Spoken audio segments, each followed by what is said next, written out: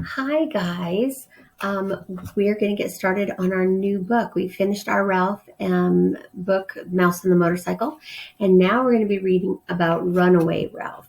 So we're going to read chapter 1 today. I hope that you guys enjoyed the book and the movie. I think the book is way better. I'm not sure what you guys think, but if you'd like to share, that would be great to hear what you think. If you haven't gotten a chance to watch the movie, you can probably have your parents help you do a Google search for Mouse and the Motorcycle movie, and it should be free. We watched it for free as well. So if you didn't get a chance, please make sure you do that so you can enjoy that as well. We're going to get started on chapter 1. So I'm going to go ahead and get the camera.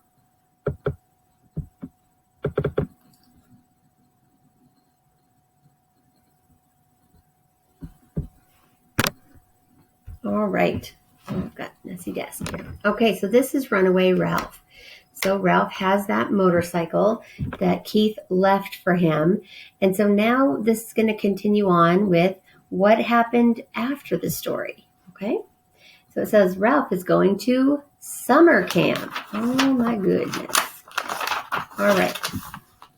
Got about 9 chapters in this book. All right, here we go, guys. Ralph hears a distant bugle.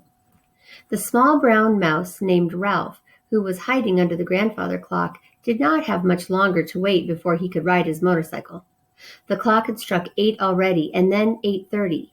Ralph was the only mouse in the Mountain View Inn, a run-down hotel in the foothills of the Sierra Nevada, who owned a motorcycle. It was a mouse-sized red motorcycle, a present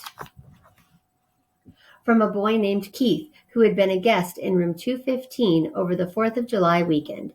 Ralph was proud of his motorcycle, but his brothers and sisters said he was selfish. "I am not," said Ralph. "Keith gave the motorcycle to me." That evening, while Ralph waited under the clock and watched the television set across the lobby, a man and a woman followed by a medium-sized boy walked into the hotel. They had the rumpled look of people who had driven many miles that day. The boy was wearing jeans, cowboy boots, and a white T-shirt with the words "Happy Acres Camp" stenciled across the front. Ralph observed the boy with interest. He was the right kind of boy, a boy sure to like peanut butter and jelly sandwiches. Since the day Keith had left the hotel, Ralph had longed for crumbs of a peanut butter and jelly sandwich. A grating, grinding noise came from the works of the grandfather clock. Ralph clapped his paws over his ears. The clock grumbled and groaned and managed to strike the hour. 9 o'clock! The time almost had come. The stroke of 9 was followed by the slow, sad notes of music that lingered and died mysteriously in the distance every night at this time. "Did you hear that?" the man asked. "Did you hear that?" the man asked the boy. "It was the bugle at camp playing taps." So that's what that music is, thought Ralph, who had puzzled over those notes all summer. When the boy did not answer, his mother said, "Come on, Garf, cheer up. You're going to have a lot of fun at camp." "Maybe," answered Garf, "but I doubt it." The father looked annoyed. "You won't have any fun if you take that attitude," he said, and went to the desk to inquire about a room with an extra cot for the night. Ralph could not understand the boy's behavior. He had often heard other young guests wearing the same kind of white T-shirt speak of a place called camp, but unlike this boy, they always sounded eager and excited about going there. Ralph did not know exactly what a camp was, but since medium-sized boys and girls went there, he thought it must be a place where people ate peanut butter and jelly sandwiches. The desk clerk summoned old Matt, the elderly bellboy and hotel handyman, to show the family to their room. As Matt picked up their suitcases and led the way to the elevator, he said to Garf, "Well, young fellow, what are you going to have for breakfast tomorrow? Apple pie or chocolate cake?" Matt, who was not always popular with parents, was always liked by children. The boy smiled faintly at Matt's joke as he followed the old man into the elevator. So faintly means he's kind of like, not a real strong laugh, just a faint laugh. What that boy needs is a peanut butter and jelly sandwich, thought Ralph. When Matt returned to the lobby, Ralph watched him go out onto the hotel porch where he stood for a few minutes among the empty rocking chairs for his nightly look at the stars before he retired for the night. The night clerk, a college student hired for the summer, came on duty and settled down on a couch to read a thick book. Ralph's time almost had come. Sure enough, the clerk read a few pages and then lay down on the couch with the book face down on his chest and closed his eyes. Ralph was free for the night. He darted under the television set where he had hidden his motorcycle and the crash helmet that Keith had made from half a ping-pong ball lined with thistledown. He already had polished the chrome on his motorcycle by licking his paws and rubbing them over the dull spots. Now he set his crash helmet on his head, snapped the rubber band under his chin to hold it in place, and taking care to keep his tail out of the spokes, mounted his motorcycle. Next, he inhaled deeply and exhaled with a sound, the only sound that will make a miniature motorcycle go. Sped out from under the television set and across the carpet. Ralph rode across the lobby and into the hall. Up and down the hall zoomed Ralph, and the joy of speed made up for the long hours of hiding in dusty corners waiting for night to come. Up and down the hall rode Ralph until he was too tired to take another big breath. Then he parked his motorcycle in a shadowy corner, hung his crash helmet on the handlebars, and flattened himself slipped under a door into his favorite room in the inn. It was a stuffy room, never very light even in daytime, and locked when the last person left it at night. It was furnished with small tables and a row of high stools. The room was Ralph's favorite because he always could find peanuts on the floor, sometimes popcorn. Excuse me. And once in a great while, a stuffed olive.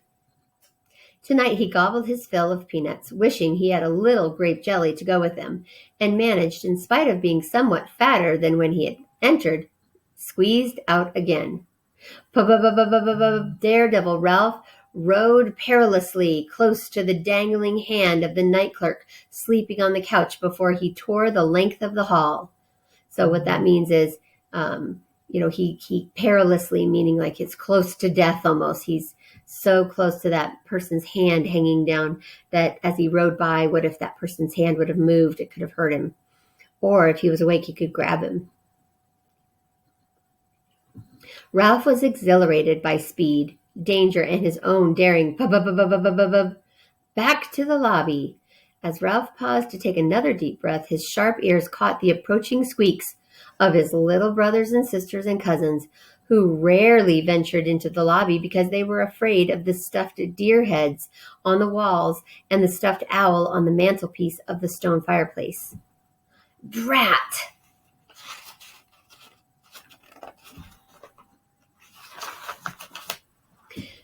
Drat, swore Ralph softly to himself. Ralph was in the process of taking a deep breath so he could make a fast getaway when his mother and Uncle Lester scurried from under a chair in front of him. Ralph's deep breath came out in a poof, and his motorcycle stopped. Ralph, said Uncle Lester, it is time we had a talk. Ralph did not answer. He did not want to talk. Neither did he want to listen, but he knew that he could not avoid his uncle's lecture. He only hoped it would end before the little mice managed to get down the stairs. You can't go on living like this, said Uncle Lester, running around the lobby, watching television all day and tearing around on that motorcycle all night. Yes, agreed Ralph's mother, a most tearful mouse, whose whiskers trembled constantly with fright. She was afraid of people, vacuum cleaners, owls, cats, traps, and poisoned grain. She quivered. Excuse me. She quivered at the slightest sound. Quivered means she's doing a little bit of a shake. Ralph stared at the carpet. Look at you, said Uncle Lester. Lint all over your whiskers. Ralph brushed at his whiskers with one paw. And you're getting fat from eating peanuts you pick up in that place, continued Uncle Lester. A bar is no place for a young mouse. You will fall in with evil companions, said his mother. They will lead you into trouble. Nobody can lead me any place, said Ralph, because I can go faster on my bike. By now, the little brothers and sisters and cousins had gathered to listen wide-eyed with interest and pleasure. One cousin, braver than the rest, said, "He thinks he's big, calling a motorcycle a bike." "Ralph, you are sure to break your neck if you keep on riding that thing," said his mother. "You said I could ride it," said Ralph sullenly. "You said I could if I wore my crash helmet and kept both paws on the handle grips." "I know," admitted his mother with a sigh. "I can't imagine what I was thinking of." The grandfather clock began to grind and groan. All of Ralph's family was alert, and when the clock began to strike, they disappeared under chairs and behind draperies, all except Uncle Lester, and even he looked nervous. "This is no life for a growing mouse," said Uncle Lester. "It is time you moved back upstairs to the mouse nest and helped lay in supplies for the lean months between summer and the ski season. You know nobody comes to this old hotel to spill crumbs as long as there is a vacant room in one of the new motels out on the highway." The clock finished striking midnight, and Ralph's relatives crept out of their hiding places. "He won't," said one of the bigger little cousins. "He won't because he's selfish." "You keep out of this," said Ralph. He is, he's just plain selfish," squeaked the little brothers and sisters and cousins. The night clerk stirred in his sleep, and all the mice froze into silence until the sound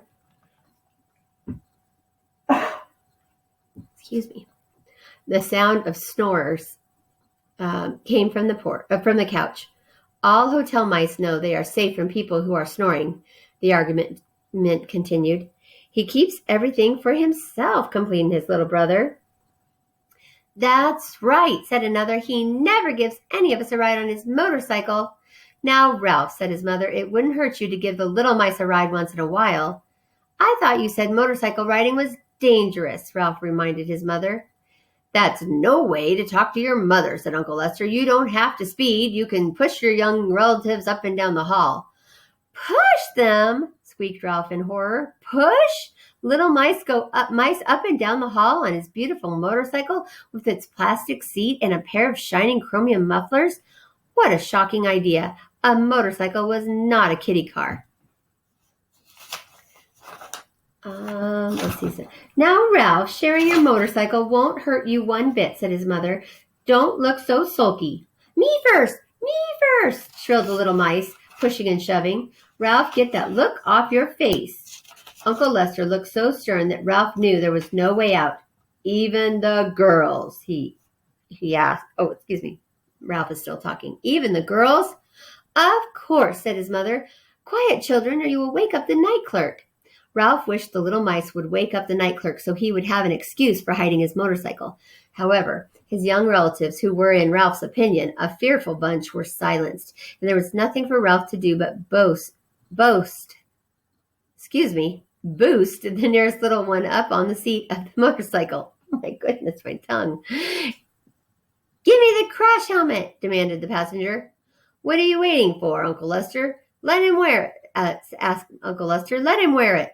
Ralph removed his treasured helmet, placed it on the head of his small passenger, and wheeled the odd little mouse down the hall and back.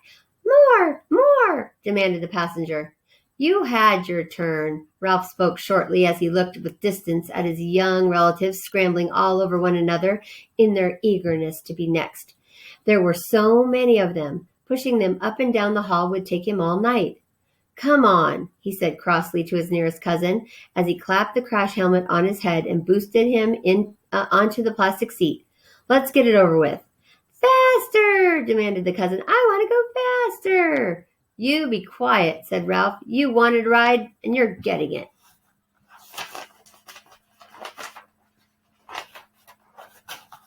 Okay, hang on one moment here. Just have to pause it for a second. All right. Sorry about that. I was getting a message from the school. Let me get back in here. I know chapter 1 is a little long, but it's all right. Okay. Ralph soon found that pushing the motorcycle along the bare floor at the edge of the hall was easier than pushing it through the carpet. Up and down the hall he trudged with one little mouse after another, while he longed to be riding off into the kitchen where the linoleum made the best speedway in the hotel. Up and down the hall plodded Ralph with brothers, sisters, cousins. He grew more and more rebellious as the stars outside the hotel grew dim above the pine trees. So rebellious means like he wants to get back at them, like he's mad, and so he's like, I'm going to do something back. The motorcycle was his. It was given to him by a boy to ride, not to use as a kiddie car for a lot of wiggly, squirmy little mice. A motorcycle was not a toy. Why couldn't his mother and Uncle Lester understand? Because they were too old to understand. Too old and too timid. That was why. So timid means, they're scared. Ralph felt sorry for himself, caught as he was between two generations of mice. Most of his own litter had died from eating poisoned grain put out by a particularly disagreeable cook. There was the older generation of mice who worried about safety and being able to scrounge enough crumbs to tide them over the lean months between the summer season and the ski season. Then there was the younger generation of silly little mice who were always busy wiggling, climbing all over one another, and gobbling up crumbs as fast as they were brought to the mouse nest. Nobody understood Ralph, which was his whole trouble. Night was fading, and the chirp of a bird out in the pines told Ralph that the hotel was about to come to life. The night clerk soon would awaken and close his books, and the cook soon would be rattling pans in the kitchen. A cousin, braver than most, came running down the hall where Ralph was wearily pushing the motorcycle. You aren't fair, he scolded. You've given him 3 rides, and some of the others 2, and me only 1. Ralph stopped in his tracks. Do you mean to stand there and tell me some of you have had more than 1 ride? Yes, was the answer. And I'm going to tell Uncle Lester on you, then you'll really catch it. Ralph was too angry to squeak. He snatched his helmet from the head of his passenger, tipped him off onto the floor, and mounted his motorcycle while taking a deep breath. Ralph shot down the hall into the lobby. The first pale rays of morning sun filtered through the pines, which now were filled with joyously chirping birds. The night clerk stirred. All the little mice looked frightened and scuttled toward the stairs and the safety of their nests of shredded Kleenex. The night clerk sat up, yawned, stretched, and scratched his chest, giving Ralph just enough time to garage his motorcycle in the dark corner under the television set before the last shadow of the night faded from the old hotel. Ready to rest and filled with bitter thoughts, Ralph set his crash helmet on the dusty carpet and sat down with his back resting against the front wheel of his motorcycle. The grown-up mice should not make him use his beautiful motorcycle as a toy to amuse a lot of squirmy, ungrateful little relatives who were growing up and soon would insist on riding by themselves. And Uncle Lester would insist that Ralph let them. Well, he wouldn't. Never again would he use the motorcycle as a toy. He did not care what Uncle Lester or anyone said. Ralph did not want to grow up to be a crumb-scrounging mouse like Uncle Lester. He did not want to settle down in a nest of shredded Kleenex behind the baseboard of the linen room. He wanted a life of speed and danger and excitement. He wanted to be free to do as he pleased and go when he was pleased on his shiny red motorcycle.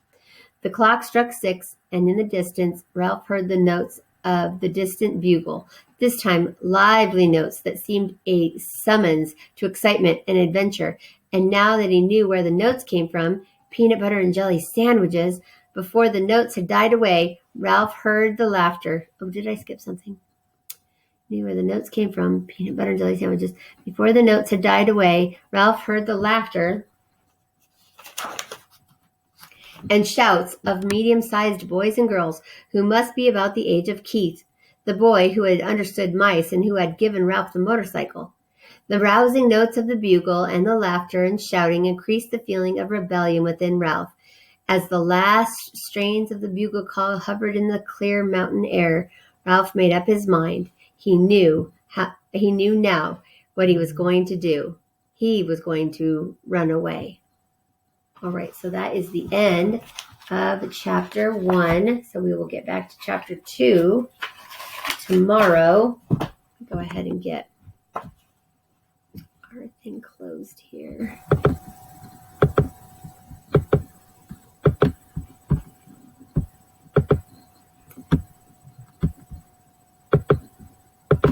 All right, guys. So I hope you enjoyed that. So far, he's living on the ground floor, mostly lives in the grandfather clock, and he parks his motorcycle and the helmet under the television set.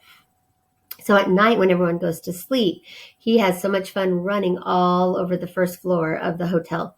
And there's lots of smooth surfaces for him to run on or ride on.